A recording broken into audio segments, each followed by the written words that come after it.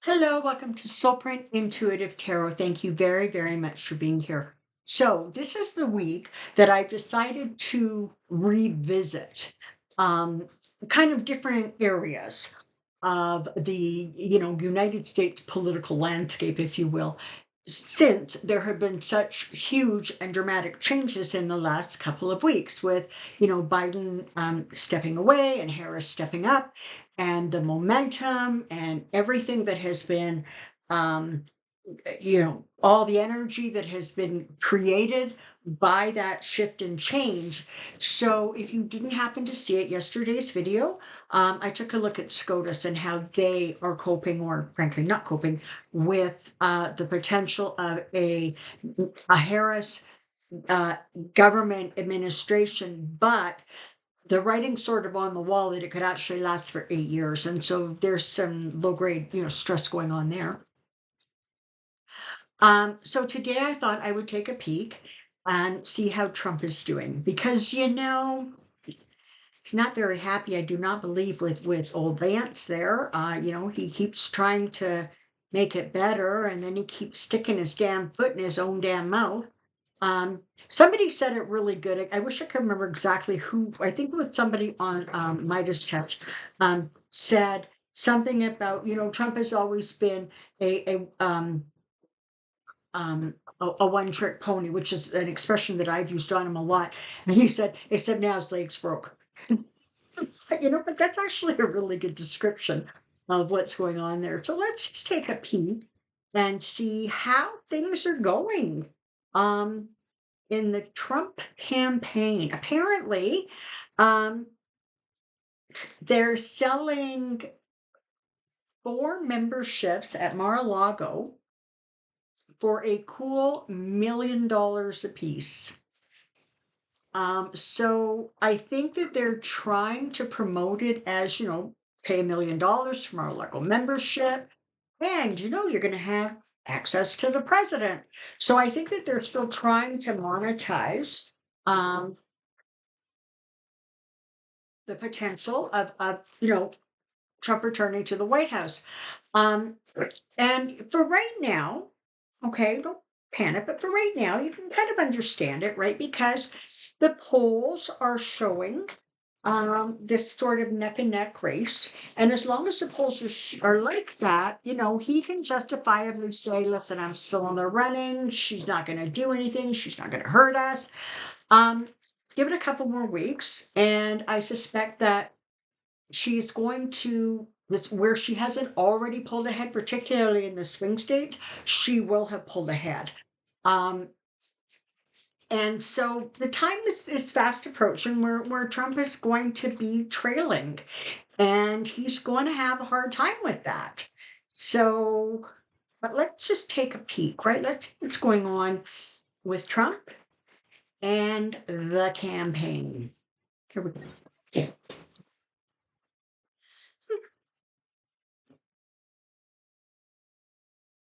Energies Trump and campaign, energies Trump and campaign, energies Trump and campaign. Here we go. Hold on here. Bring that down a bit.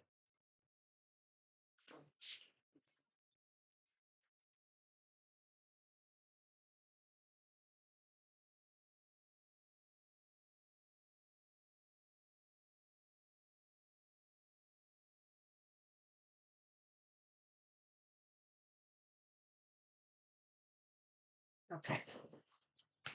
So where they are at right now is, they're still swirling. They're still throwing stuff at the wall. They're still trying to figure out what will stick.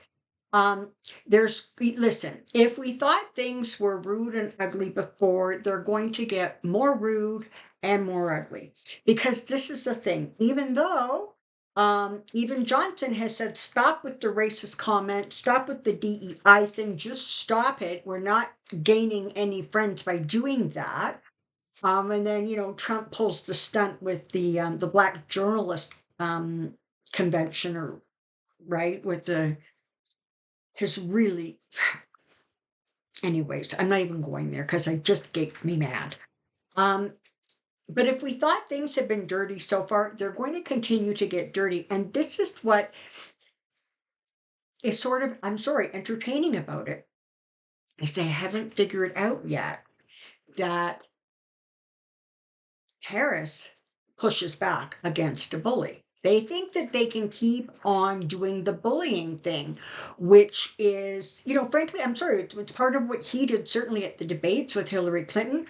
It's definitely what was going on with, Joe Biden, because it's a part, I mean, part of the Democrats' problem has always been that they're just too dang polite.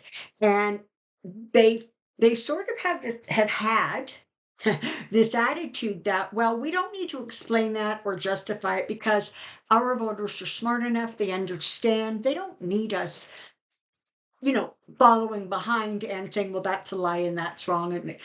But you know what? They were wrong. They do. Because honestly, the vast majority of people, and I think that applies to almost in any country, we really have a short attention span these days.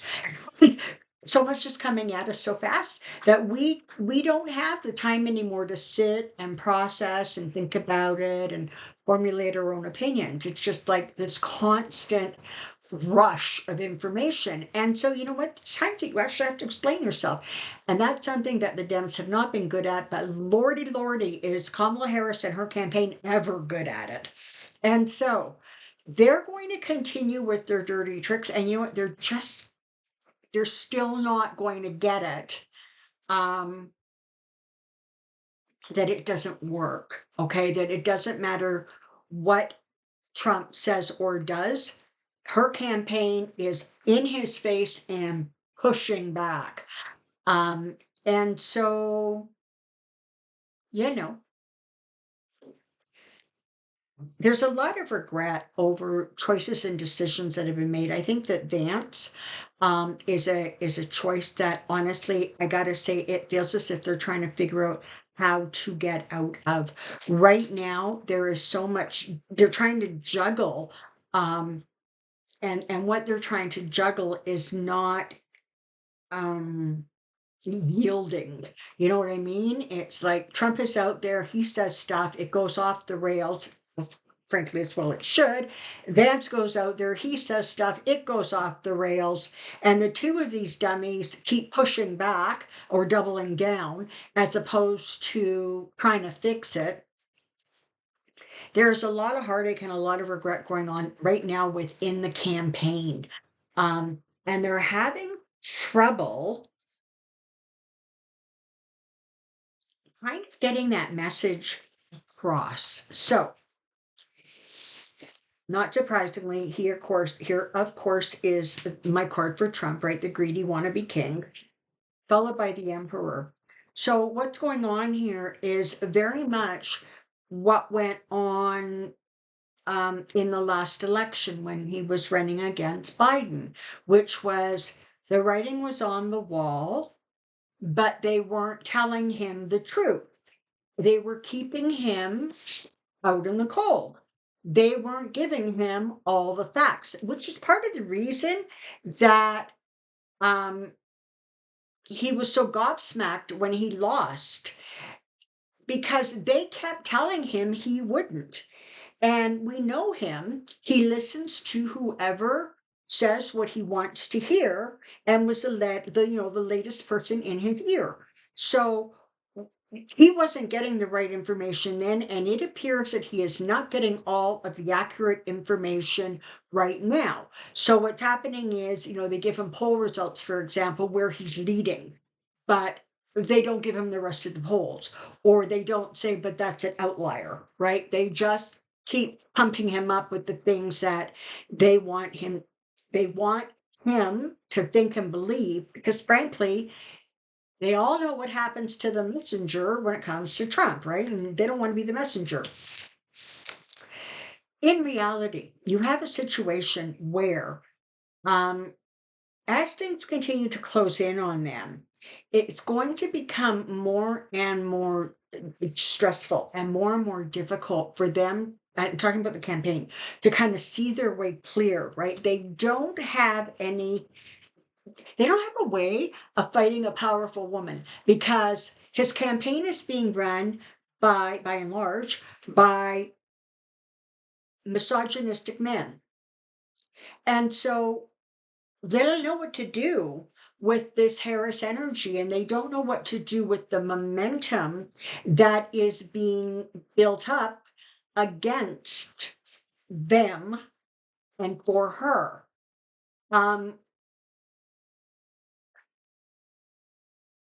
because as time has gone on, they more and more have bought into that, the little woman who stays at home and makes babies because she doesn't have any birth control and, cooks and cleans and takes care of her man.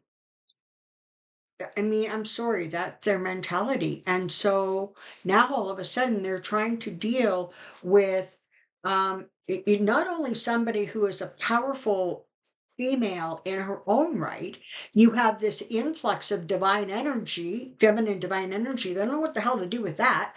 And even people, even women who support him, he's losing them because of Vance. And they're both losing them because of some of the things that they're saying that is really, really off color. All right.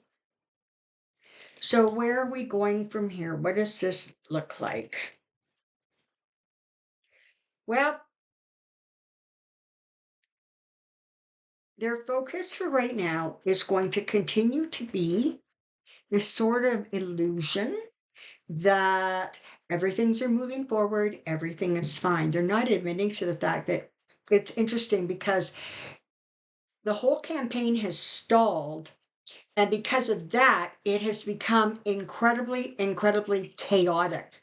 Um, and so not only is it stuck, but there's nobody kind of corralling the troops because there's this real fighting energy going on in there. I'm not sure what's going on here. They've got their victory card and they've got the Nine of Cups, sorry, the Knight of Cups. And I have to say, it feels as if there's a lot of pressure coming in from people who support Vance.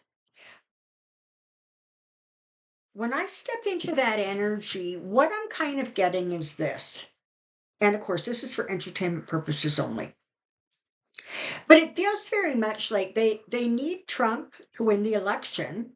But once the election is won, they didn't really need him anymore because they felt with Vance, he was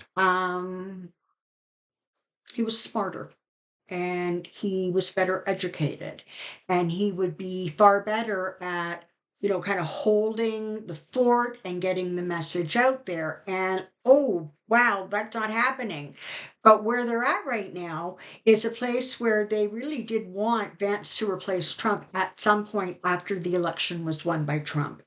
And now they're in a situation where not only does it look like Trump's losing the election, but it looks like Vance is helping him lose the election. And so right now what they're dealing with is oops, their fortune has reversed. And they really are kind of scrambling. There's money issues. Um, and they're getting locked in and blocked in by their own words. They are feeling judgment coming at them from all directions. Hello, karma. I'm so delighted that you're going to make their acquaintance. And they are seeing that rosy, rosy dream dissipating. And this is what's interesting because as I'm saying all of this, I'm being told, yeah, and the Heritage Foundation is feeling very, very much the same way. They also are seeing that sort of misogynistic, racist Christian utopia getting farther and farther away from them. They can see they're kind of losing ground, but they also, frankly, they only have kind of one way of thinking, right? And so when that doesn't work for them, it's like they're looking around, like their eyes are darting all over the place, going, "Well, how do we fix this?" Except they're asking the same people who caused the problem how to fix it, and all those people have only one very, very narrow way of looking at things.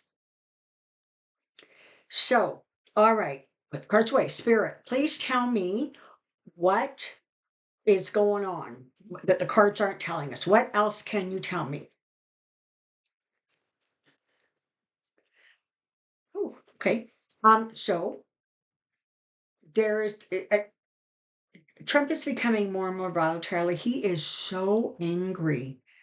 Um, and the reason he's angry is because he's terrified. And why is he terrified? He's terrified because if he doesn't win this election, he's pretty darn clear that his legal problems are going to become amplified and more, that no one is going to give him the kind of deference that he was hoping to get because he was running for president. He had been a previous president, and in all likelihood, he was going to be the next president. And he was telling everybody, "You pissed me off. I'm coming after you."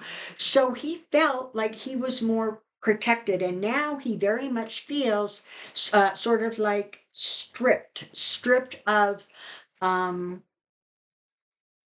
the thoughts, the ideas that were comforting him, right? That were making him feel safe and secure. They're also showing me Don Jr. for some reason.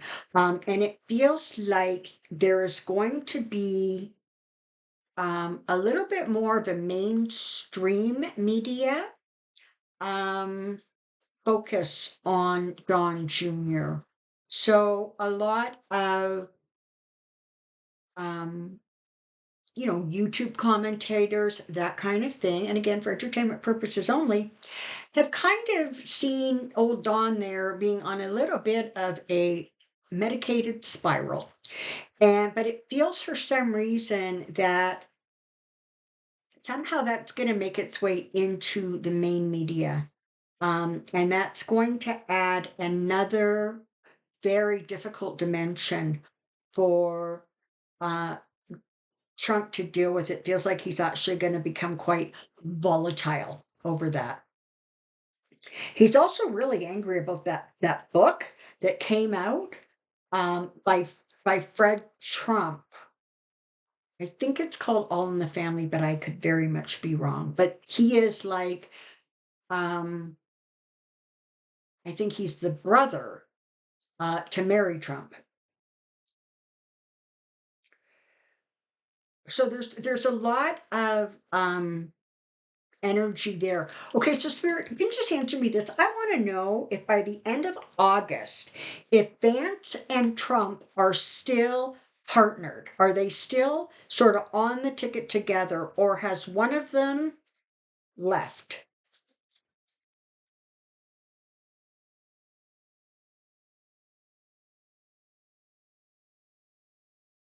They're both. This is literally what they're showing me. They're showing me, like claws hanging on to the edge of a cliff, right? And there's, two sets of hands, right, clinging. And so for right now, they're they're hanging in there. Sorry, there's something flying around me that I don't like. Um, but it definitely feels like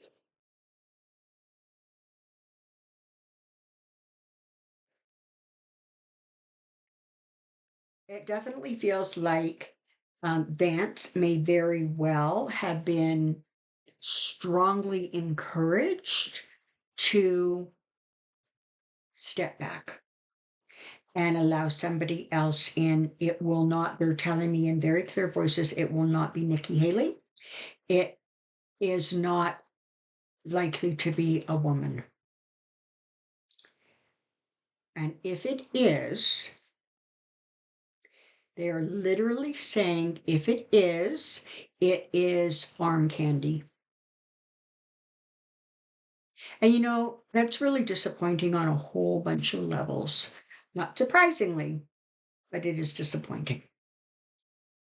So as this month unfolds, they're going to be more rattled than they realize with regards to the DNC, the convention coming up. That's going to really, really, once again, focus all of the attention on Kamala. He sort of managed to steal some of it by going on about, well, I don't want to do this debate, but we'll do this one at Fox. But again, he's getting pushback every time he opens his mouth, so that's not actually working for him very well. But once again, the attention and the focus is going to be back on the Dems and back on Kamala. By the time you see this, I believe, will have announced her vice presidential pick. That's going to give the Dems a boost and be a problem for the Republicans. And then there's the convention, and that's going to give them an even bigger boost and more of um, a drop for the Republicans. So they're in for a very, very difficult month. And the reality is, based on the energy that I'm looking at right now, is the people who created the problem are the very ones who are being asked to figure out how to solve the problem. The words dumb and dumber kind of just come to mind. Alrighty, that's what I know about that. Thank you very, very much for being here. Questions in the comment section for the amazing Joyce for Pendulum Friday. Thank you for all of your support, your lovely comment. I'm so grateful and appreciative for every single one of you. Until next time, take care and be well. Bye bye for now.